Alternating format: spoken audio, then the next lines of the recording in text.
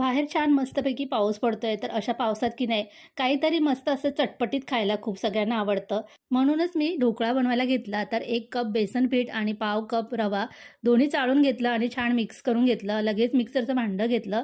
त्यामध्ये 2 मोठे चमचे तेल घातलं, पाव चमचा हिंग आणि सायट्रिक ॲसिड घातलं, अर्धा चमचा, 4 चमचे साखर, पाव चमचा हळद आणि 1 कप मी पाणी घातलं आणि छान मिक्सरला फिरून घेतलं.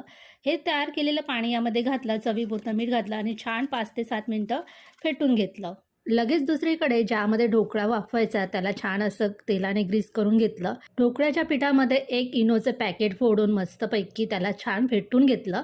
तेलाने ग्रीस केलेल्या भांड्यामध्ये हे पीठ ओतून घेतलं, टॅप-टॅप केलं आणि आधीच गॅसवरती ठेवलेल्या गरम पाण्यामध्ये हे ढोकळ्याचं पीठ वाफवून घेतलं 15 ते 20 मिनिटासाठी. ढोकळा थोडासा थंड झाल्यानंतर ताटामध्ये डिमोल्ड केला आणि नेहमीप्रमाणे छान अशी फोडणी दिली. मुले त्या ढोकळ्याची वाटच पाहत होते, त्यांना खायला दिला. तुम्हाला कसा वाटला?